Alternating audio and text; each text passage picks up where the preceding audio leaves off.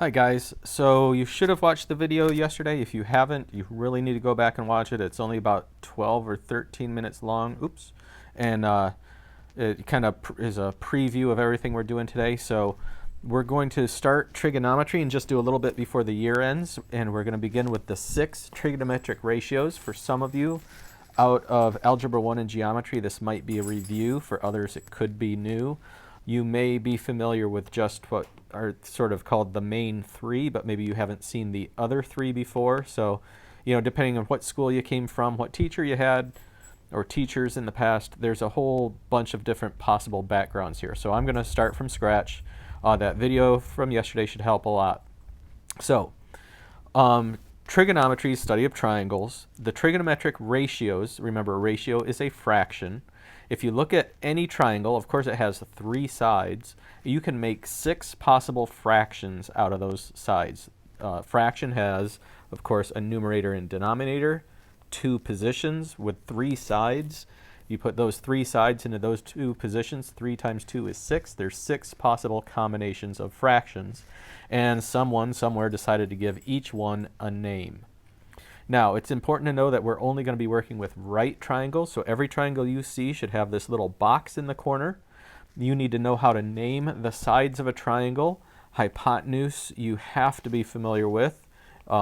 If you're not, then that means geometry probably didn't go over too well for you, but you just can't get around hypotenuse.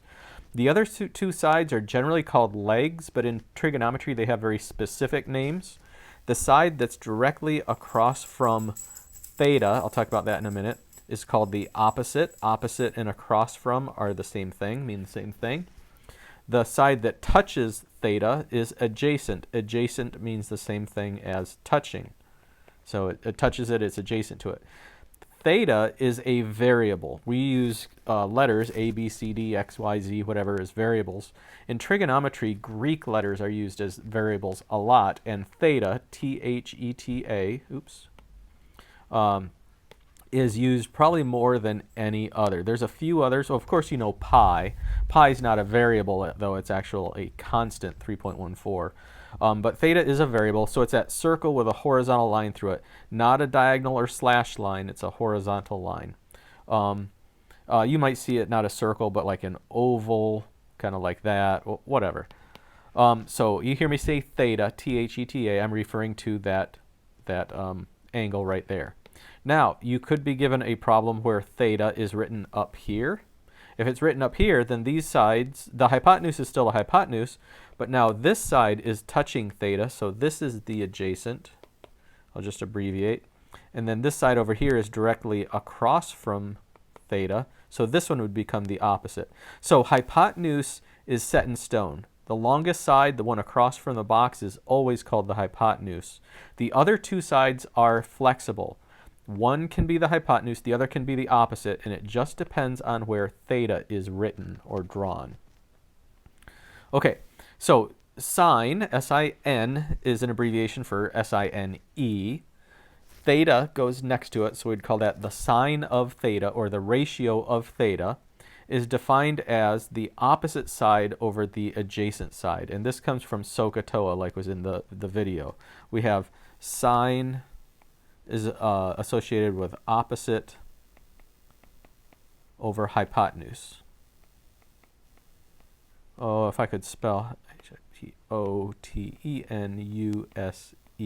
Now I can do these for all of those, SOHCAHTOA, but you'll be waiting forever for me to write things out, so I may abbreviate or something. But anyway, sine is defined as the ratio of the opposite side over the hypotenuse side, or the hypotenuse.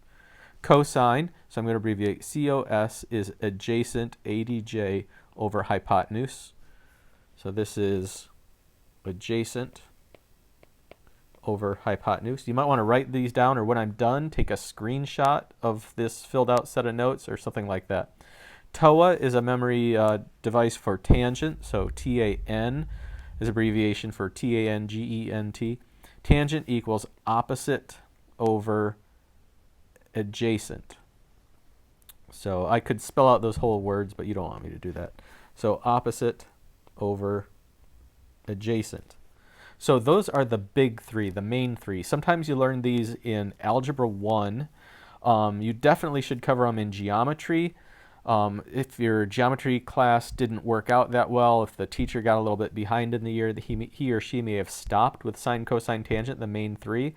The other three are the reciprocals. So cosecant, CSC stands for cosecant. It's the same thing as sine, but flipped over. So it's hypotenuse over opposite. Remember, when you flip a fraction over, that's called the reciprocal. Likewise, secant is cosine flipped over, the reciprocal of cosine. So that's hypotenuse over adjacent. And then cotangent, that's the easy one to remember. It's the reciprocal of tangent. So that's adjacent over opposite. So there's this SOHCAHTOA little phrase that's supposed to help, and it has helped a lot of people remember the main three. I don't know of any other little phrase or memory device that's supposed to help remember these three, like CHO, cho, sha, cow. I don't know. I can't make anything of it that's going to make sense. But as far as I'm concerned, for the duration of this class, have this right here screenshotted. Go ahead and screenshot this right now, and then just refer back to it or copy it down on a sheet of paper and a 3x5 note card or something so that you have it to look at. In the work today, as normal, I'll do the evens. You'll be asked to do the odds. It doesn't look like I give you any room to work, but there's nothing to work out here. It's quite simple. Each problem, each exercise is going to ask you to write a fraction. Tangent is just the name of a fraction. It is opposite over adjacent. You can see right here. So you need to look at this diagram, identify the opposite and adjacent, and make a fraction out of it. So I'm going to go ahead and write this down. This is opposite over adjacent. So I'm going to put a fraction bar. Now, which side is the opposite? Tell you what, I'm going to go ahead and label all three sides. The one across from here is the hypotenuse. The one touching theta is the adjacent. And then the one across from theta is the opposite. So if I want opposite over adjacent, that's going to be 9 over 12. And 9 and 12 are both divisible by 3, so I can reduce this to 3/4. The tangent ratio for this particular triangle is 3/4. We aren't really solving anything. We're not doing math per se. We're just practicing this vocabulary, opposite, adjacent, hypotenuse, how to read a diagram like this, a triangle like this, and then learning these abbreviations. So your response is a single fraction. It helps to write in some of this other stuff, maybe not all of it, but to label the triangle can help. Let me go ahead and check number 2, make sure it's 3/4. There we go, right there. Okay, number 4, cosine. So go check your notes. Cosine is defined as adjacent over hypotenuse. So let's label the sides. Across from here is the hypotenuse. Touching theta is the adjacent. That's all we really need, but of course, this one's opposite if you want me to just be thorough. So adjacent over hypotenuse is going to be 6 adjacent over 10 hypotenuse. And can you reduce 6/10? Yeah, they're both even numbers. Divide them by 2, you get 3/5. So the answer to number 4 should be 3/5. And there it is. Number 6. Okay, this triangle is drawn in sort of an odd orientation, but across from the box is the hypotenuse. That's the longest side. This side touches theta, therefore it's the adjacent. This side over here is across from theta. That is the opposite. Check your notes. You can see that sine is opposite over hypotenuse. So my fractional answer has to be the opposite, which is 7, over the hypotenuse, which is 25. Again, we're not solving anything. We're not calculating anything. We're just practicing creating fractions out of the diagram that's given and the operation that's given, or the function. So number 6 was 7/25. Good. Number 8 is a secant. If you check your notes, secant is hypotenuse over adjacent. So which side is the hypotenuse? Again, that's the one across from the box. Adjacent is the other side that touches theta. That's all we really need. I'll just write opposite over here just to be thorough. So hypotenuse over adjacent is going to be 25 over 15. And as you know, numbers that end in 5 you can reduce by 5. That's going to be 5/3.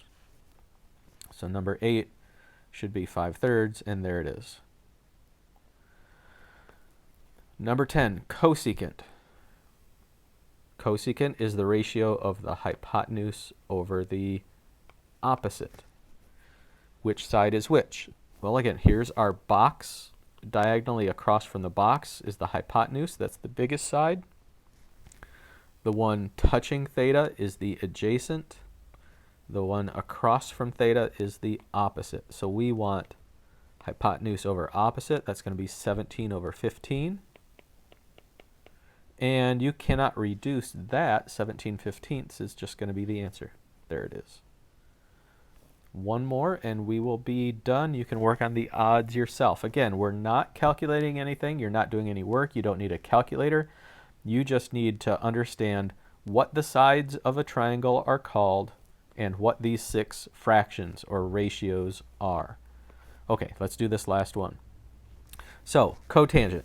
Cotangent is adjacent over opposite.